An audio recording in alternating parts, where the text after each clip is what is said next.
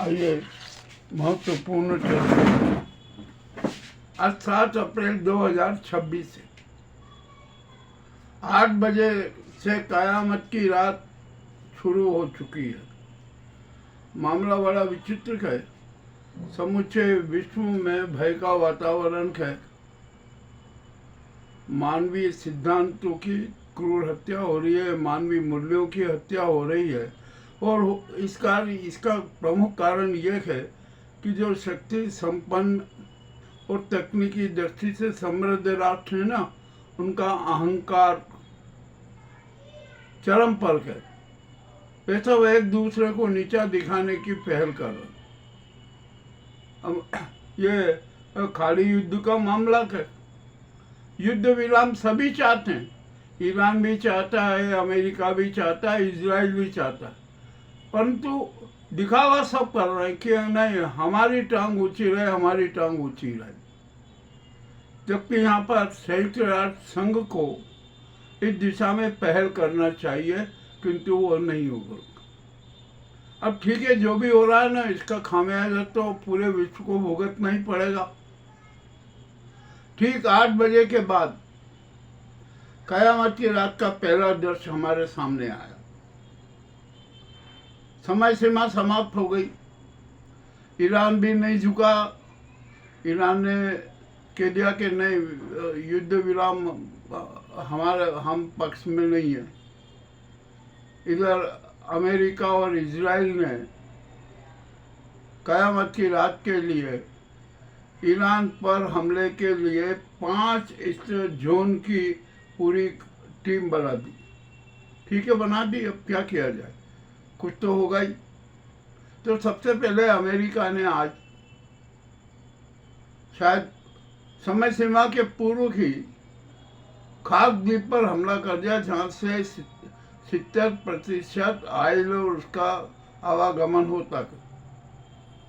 भयंकर वहाँ पर विस्फोट हो रहा है, पहाड़ी जल रही है, सब ये हो रहा है, काला काला धुआं हो रहा है। ये सब बड़ी विचित्र बात हो गई। अब क्या किया जाए? और इसी बीच ईरान ने भी एक तहलका मचा। पावर प्लांट को उड़ाने की बात कही गई, एयरपोर्ट पर भी हमला हुआ, और भी अन्य जगह पर बमबारी शुरू हुई।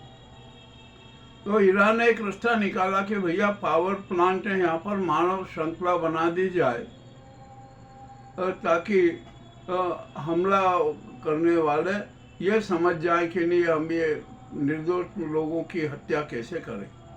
परंतु अहंकार रहता है ना, अहंकार कुछ भी नहीं देखता है, और वो तो हमला करता ही है। अब जो इजराइल ने जो एयरपोर्ट और अन्य जगह हमला किए है ना, ये भी एक उनकी बहुत बड़ी भूल है, ये भी उनका एक अहंकार है। अब खाक द्वीप पर अमेरिका का हमला हो गया। वहाँ भी अब विध्वंस के सीन दृश्य सामने आने लगे। तो इसी बीच ईरान ने भी अपना बदला लेने की कार्रवाई शुरू कर दी। उसने कहा कि यह जो अरब के जितने भी ठिकाने हैं, तेल रिफाइनरी है, वो है, अमेरिकन बेस है, दूसरे अन्य है ना, सब पर अब हमारा कहर बरपेगा। उन्होंने अपनी मिसाइलें तैयार रखी और मिसाइल दागने की तैयारी में है। और अब तो दाग बिजली होगी और वहाँ पर विध्वंस हो जाएगा। ईरान में भी भयंकर हमले किए जा रहे हैं। तेल अवीव वहाँ पर भी बड़ी विचित्र स्थिति हो जाएगी, इसमें भी कोई शंका नहीं है। इसी बीच अमेरिका ने एक बहुत बड़ा नाटक खेला। एक हजारों टन वजनी उनका मदर प्लांट जो विध्वंसक है, उसकी भी तैनाती कर दी गई है। और यदि वो विनाशक ईरान की जमीन पर गिर गया, मान लीजिए पावर प्लांट पे गिर गया ना, तो 1.5 किलोमीटर क्षेत्र के जो भी आवास है, वो है, योजनाएं हैं, सारे हैं ना, मिट्टी में मिली हुई नजर आएगी। यह स्थिति बन रही है। अब क्या किया जाए? सब तो विध्वंस पर उतार हुए हैं, कोई सोचने को तैयार नहीं है। ईरान हमारे पर कुछ बात करने को तैयार नहीं। उसने साफ कह दिया कि नहीं, ये तो हमने बंद कर दिया है, हमारा ही रहेगा। दूसरी तरफ अमेरिका कहता है कि अब जो होमोर्स पर जो टोल टैक्स वसूला जाता है ना, वो अमेरिका वसूलेगा। ओमान से भी शायद उसकी बात चल रही कि ऐसा कुछ समझौता हो जाए। अब ईश्वर जाने क्या हो रहा है क्या नहीं हो रहा है।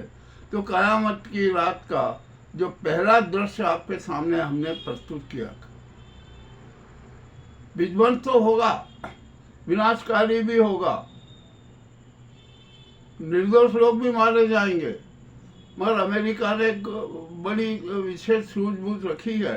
उन्होंने कहा कि अब वो ग्राउंड पे लड़ाई नहीं लड़ेगा, वो मिसाइल और उससे ही वो करेगा। और संभवतः अगर कुछ घंटों बाद ईरान पर 2-3 परमाणु हमले भी हो सकते हैं, ऐसी पूरी संभावना है। यदि वहाँ पर ईरान में परमाणु हमले हो गए तो ईरान भी इजराइल और अमेरिका में परमाणु बम से हमले करने में नहीं चूकेगा, इसमें भी कोई दो मत नहीं है।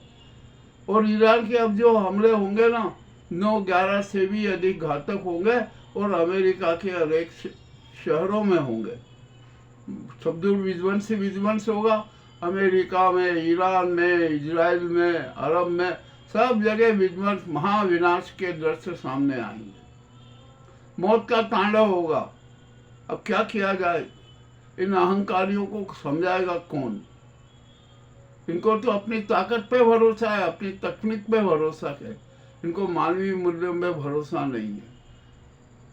इनको आपस में बैठकर चर्चा करने का, हल निकालने का मादा नहीं है।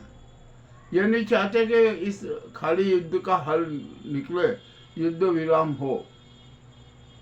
और हम तो एक बात जानते हैं, हमने जो सुझाव दिए यूएनओ को सबको, कि जो खाली युद्ध का में जो युद्ध विराम होना, वो अस्थायी न हो, स्थायी युद्ध विराम हो।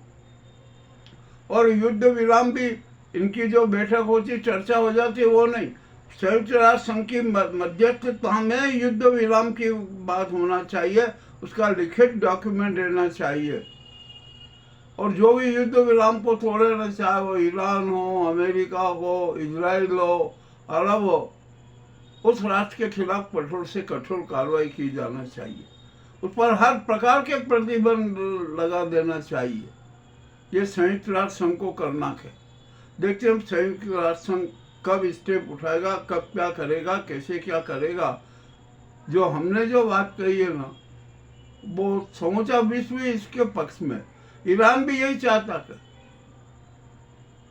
कि जो युद्ध विराम होना, वो स्थायी युद्ध विराम हो, अस्थायी न हो। अब अमेरिका और इजराइल क्या चाहते हैं, अभी इसका खुलासा नहीं होने पाला। अब देखते हैं, अभी अब 1-2 घंटे बाद क्या स्थिति बनती है, क्या क्या होता है।